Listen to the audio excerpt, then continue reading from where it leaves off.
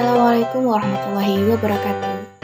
Kembali lagi pada pembelajaran kali ini, kita akan belajar pada pendidikan agama Islam mapel fikih, yakni munakahat atau pernikahan dalam Islam. Nah, sebelum kita lanjut untuk materi inti, kita membaca Al-Fatihah bersama-sama agar dapat lancar untuk melaksanakan pembelajaran kali ini. Ila hadratin Nabi Mustafa Rasulullah sallallahu alaihi wasallam. Al-Fatihah.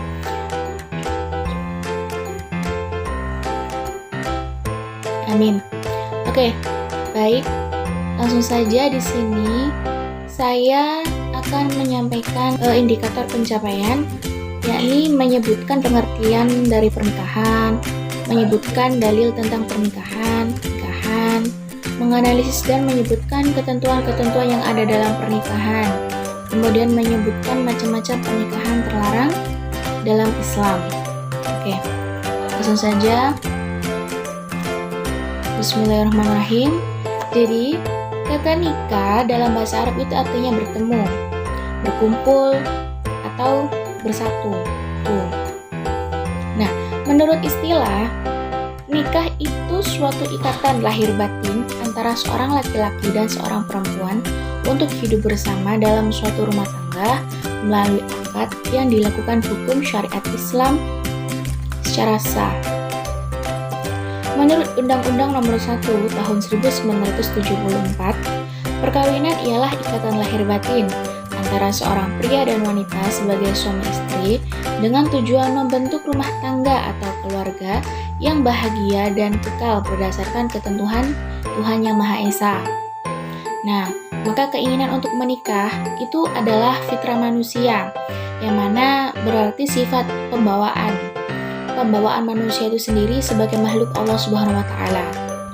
Jadi setiap manusia yang sudah dewasa atau yang sudah sehat jasmani dan rohaninya, yang sudah mampu itu pasti membutuhkan teman hidup, teman beribadah dalam hidupnya yang berlainan jenis, teman hidup yang dapat memenuhi kebutuhan biologis, yang dapat dicintai dan mencintai, yang dapat mengasihi dan dikasihi, yang dapat diajak bekerja sama untuk mewujudkan ketentraman, kedamaian dan kesejahteraan hidup berumah tangga.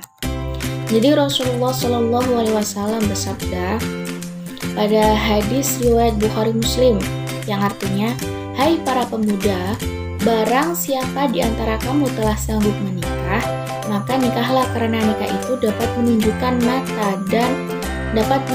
mata, dan memelihara faraj atau kelamin. Dan barang siapa tidak sanggup, maka hendaklah berpuasa, karena puasa itu dapat melemahkan syahwat. Jadi gampangnya itu, kalau misalkan kita belum siap atau kita belum sanggup baik secara lahir atau secara batinnya, maka dianjurkan untuk berpuasa, karena dengan berpuasa itu dapat mengikat hawa nafsu yang mana nanti dapat istilahnya tuh gak bakal kedaden lah istilahnya kayak gitu. Nah, jadi hukum nikah itu sendiri bagaimana? Nah, hukum nikah menurut sebagian besar ulama, asalnya hukum nikah itu mubah, boleh. Artinya itu boleh dikerjakan dan boleh ditinggalkan. Tapi walaupun seperti itu ditinjau dari segi kondisi ya. Segi kondisi dari orang yang akan melakukan pernikahan. Jadi hukum nikah itu bisa menjadi wajib, bisa menjadi sunnah, bisa menjadi makruh, dan bisa menjadi haram. Nah, di sini kakak punya contoh, misalkan wajib ya. Pernikahan itu akan menjadi wajib apabila seseorang itu telah sanggup baik secara lahir atau secara batin telah sanggup untuk menikah, sanggup menafkahi, sanggup membagi waktu, sanggup bertanggung jawab atas hak-hak menjadi seorang istri atau hak-hak menjadi hak-haknya seorang istri atau hak-haknya seorang suami, kewajibannya seorang suami terhadap istri atau kewajibannya seorang istri terhadap suami. Kemudian yang sudah siap, yang merasa mampu, karena untuk menghindari karena kan menikah itu salah satunya yaitu untuk menghindari dari perzinahan ya. Khawatirnya itu terjerumus kepada hal-hal yang tidak diinginkan seperti itu. Kemudian hukumnya bisa menjadi sunnah itu apabila ada orang yang sudah mampu menikah tapi belum sanggup mengendalikan emosinya, tidak sanggup mengendalikan dirinya dari godaan-godaan yang menjurus kepada perzinahan. Nah, jadi kayak misalkan tadi itu sudah siap jasmani, rohaninya, finansialnya, tanggung jawabnya, semuanya pokoknya sudah siap, umurnya juga siap, emosionalnya juga siap, itu wajib hukumnya menikah. Sedangkan ini yang sunnah itu apabila nanti takutnya terjadi khawatir terjerumus perzinahan, ya kan? Akhirnya lebih baik dinikahkan saja untuk menjaga gitu loh, supaya tidak terjerumus ke dalam perzinahan, dosa yang tidak diinginkan. Jadi kayak dinikahkan saja karena dia merasa tidak sanggup untuk mengendalikan hawa nafsunya seperti itu. Nah, kemudian makruh itu apabila orang yang akan melakukan pernikahan dan telah memiliki keinginan atau hasrat, tetapi ia belum mempunyai bekal untuk memberikan nafkah tanggungannya. Nah, jadi seperti ini. Hukumnya itu makruh apabila orang itu ingin menikah, kemudian ia juga sudah mempunyai keinginan atau suatu hasrat, tapi si orang itu belum ada kesiapan dalam finansial, dalam materi, dalam menafkahi secara lahir, ya kan. Nah, itu hukumnya menjadi makruh karena dikhawatirkannya mungkin menjadi masalah di kemudian hari karena suatu tuntutan, kamu menikahi saya tapi kamu tidak menafkahi saya secara baik, gitu istilahnya seperti itu. Kemudian hukum akan menjadi haram apabila orang yang akan melakukan perkawinan itu tadi tetapi ia mempunyai niat yang buruk, seperti niat menyakiti perempuan atau niat buruk lainnya. Jadi contoh misalkan ada seseorang yang mau menikahi si fulan tapi dengan niat mempermainkan, menjelekkan nama baik, atau menghilangkan dari muka bumi, membunuh seperti itu karena tidak suka atau balas dendam atau bagaimana, itu hukumnya haram. Jadi tidak boleh diadakannya pernikahan seperti itu ya. Nah, kemudian untuk tujuan menikah itu ada macam-macam, apalagi orang zaman sekarang itu macam-macam sekali. Karena pandangan pertama cinta dikit itu sudah kayak berani, kayak ya udahlah cinta pertama yuk kita nikah gitu. Ada juga yang karena memang sudah siap, sudah waktunya, sudah pantas semuanya, itu juga ada yang macam-macam lah pokoknya. Di sini saya akan sedikit membacakan. Jadi tujuan nikah itu untuk memperoleh kebahagiaan dan ketenangan hidup, itu yang disebut sakinah. Nah, ketentraman dan kebahagiaan itu pasti menjadi idaman semua orang, karena nikah itu kan merupakan salah satu cara supaya hidup menjadi bahagia dan tentram. Allah Subhanahu wa Ta'ala berfirman yang artinya, dan di antara tanda-tanda kekuasaannya ialah Dia menciptakan untukmu istri-istri dan dari jenismu sendiri supaya kamu cenderung dan merasa tentram kepadanya. Quran Surat Al-Rum ayat 21. Kemudian yang kedua, membina rasa cinta dan kasih sayang. Karena nikah itu merupakan salah satu cara untuk membina kasih sayang antara suami, istri, dan anak. Itu juga terdapat dalam surat Ar-Rum ayat 21, yang mana dan dijadikannya di antaramu rasa kasih dan sayang, seperti itu. Kemudian untuk memenuhi kebutuhan seksual yang sah dan diridhai Allah SWT, kemudian melaksanakan perintah Allah SWT, karena melaksanakan perintah Allah maka menikah akan dicatat sebagai ibadah, ya. Ada juga yang mengikuti sunnah Rasulullah SAW mencela orang yang hidup membujang, dan beliau menganjurkan umatnya untuk menikah. Sebagaimana sabda beliau yang artinya nikah itu adalah sunnahku, barang siapa tidak senang dengan sunnahku maka bukan golonganku. Hadis riwayat Bukhari dan Muslim. Kemudian ada juga tujuannya untuk memperoleh keturunan yang sah. Jadi Allah pernah berfirman yang artinya harta dan anak-anak adalah perhiasan kehidupan dunia. Al-Kahfi ayat 46. Nah, sebelum pernikahan berlangsung dalam agama Islam, itu kan tidak mengenal istilah pacaran, yakni mengikat. Mengikat itu artinya mengikat si fulan, dipertanda bahwa ini calonku, kayak peminangan gitu loh, menyampaikan maksud baik untuk menikahi, seperti itu, dari seorang pria ke seorang wanita, ya, untuk dijadikan istri baik secara langsung atau si peminang atau orang lain yang mewakilinya. Misalnya ada laki-laki minta tolong ke pakliknya atau pakliknya yang perempuan untuk menyampaikan punya rasa sama si perempuannya, ya kan. Kemudian ada keinginan untuk berkenalan lebih jauh, akhirnya menghitbah, seperti itu.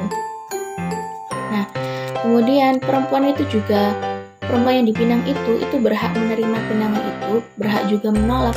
Jadi jangan takut misalkan kalau ada orang datang menghitbah, itu kalian tuh nggak harus menerima, tapi kalian juga berhak untuk menolak dengan berbagai macam alasan, mungkin karena tidak cocok, tidak serak, tidak sesuai, seperti itu, macam-macam. Nah, kemudian apabila pinangnya diterima, itu berarti antara yang dipinang dengan yang meminang itu telah terjadi ikatan janji, OTW, komitmen istilahnya, ya. Komitmen itu kan sudah akad, ya, istilahnya zaman anak gaul ini. Kalau udah terjadi ikatan janji berarti OTW komitmen ini, OTW lampu hijau gitu kan. Udah lampu hijau sih karena kan sudah diterima, ya kan, untuk melakukan pernikahan. Jadi terjadi ikatan janji untuk melakukan pernikahan. Itulah disebut kayak lamaran istilahnya, seperti itu. Nah, semenjak diterimanya pinangan sampai dengan berlangsungnya pernikahan itu disebut dengan pertunangan. Itu tadi seperti saya sampaikan. Adapun perempuan yang haram dipinang menjadi dua kelompok, yaitu yang haram dipinang dengan cara sindiran dan terus terang adalah wanita yang termasuk muhrim, wanita yang masih bersuami, wanita yang berada dalam masa iddah talaq raj'i, dan wanita yang sudah bertunangan. Yang haram dipinang dengan cara terus terang tetapi dengan cara sindiran adalah wanita yang berada dalam iddah wafat dan wanita yang dalam iddah talaq bain atau talaq 3. Itu tidak boleh. Nah, kemudian rukun nikah dan syaratnya, yang pertama itu harus punya calon suami, ada calon istri juga, ya pastinya, karena memang mereka adalah tokoh utama gitu loh, yang pastinya seagama, ya, yang seiman dan bukan bagian muhrimnya, terus juga tidak sedang ihram haji. Kemudian ada wali mukallaf yang Islam, dewasa, sehat, berakal. Kemudian laki-laki merdeka, adil, tidak sedang ihram haji atau umrah juga. Nah, kemudian adanya 2 orang saksi. Syaratnya pun sama seperti yang wali tadi, ya, harus Islam, dewasa, sehat, berakal. Kemudian adanya ijab dan qabul dengan kata-kata nikah atau yang semakna dengan itu. Ijab qabul itu wali perempuan berkata kepada pengantin laki-laki, aku nikahkan anak perempuan saya bernama si fulan dengan nama pengantin laki-lakinya itu tadi dengan mas kawin seperangkat alat sholat dan 30 juz dari mushaf Al-Quran dibayar tunai, itu contoh ya.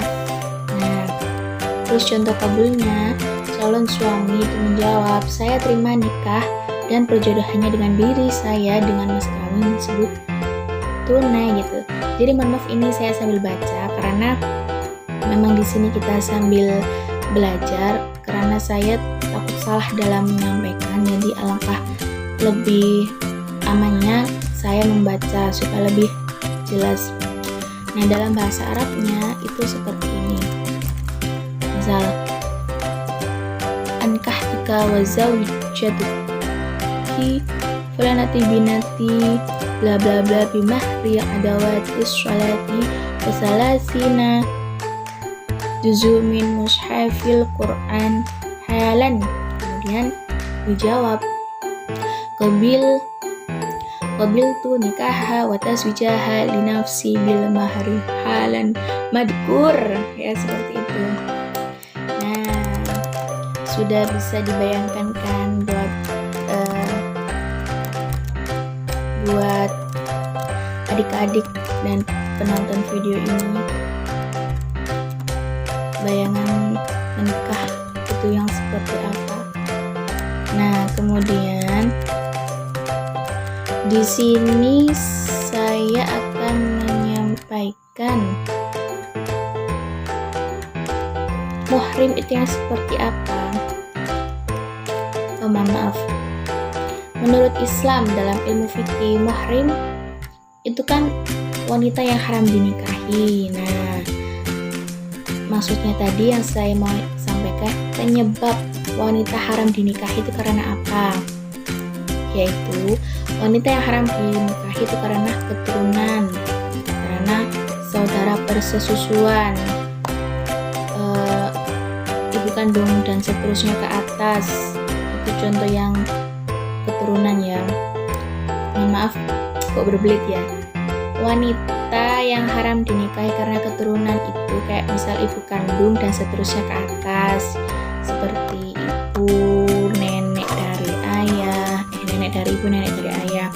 Kemudian anak perempuan kandung, kemudian saudara perempuan dari ibu, saudara perempuan sekandung, anak perempuan dari saudara perempuan dan seterusnya, dan bla bla bla bla. Kemudian wanita yang haram dinikahi itu karena hubungan sesusuan, sepersusuan, ya kan, yaitu ibu yang menyusui, intinya saudara sepersusuan itu misalkan anak saya itu A, nah anak B itu tadi menyusu sama saya, jadi yang B sama itu nggak boleh menikah kalau misalkan mereka cewek cowok. Kalau misalkan juga saya pernah baca kalau sudah lebih dari 5 kali, kalau nggak lebih dari itu masih nggak apa-apa. Nah, kemudian ada juga wanita yang haram dinikahi itu karena mempunyai pertalian muhrim dari seorang istri. Sudah cukup sekian pembelajaran kali ini. Jadi kesimpulannya, hukum menikah itu ada 4, ada wajib, sunnah, makruh, dan haram. Itu semua ada penjelasannya masing-masing. Itu kenapa kok bisa jadi wajib, kenapa kok bisa jadi sunnah, kenapa kok bisa jadi haram, kenapa kok bisa jadi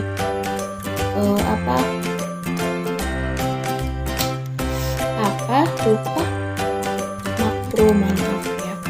Jadi ada wajib, sunnah, makruh, dan haram, seperti itu. Untuk yang melihat pembelajaran kali ini, yang merasa dirinya sudah siap, sudah sanggup, baik lahir maupun batin, usia juga sudah sesuai sudah pas gitu kan, sudah matang semuanya, sudah aman semuanya, keluarga juga sudah mendukung, jalannya lancar, semulus jalan tol, itu sudah sudah waktunya, itu sudah harus menikah ya.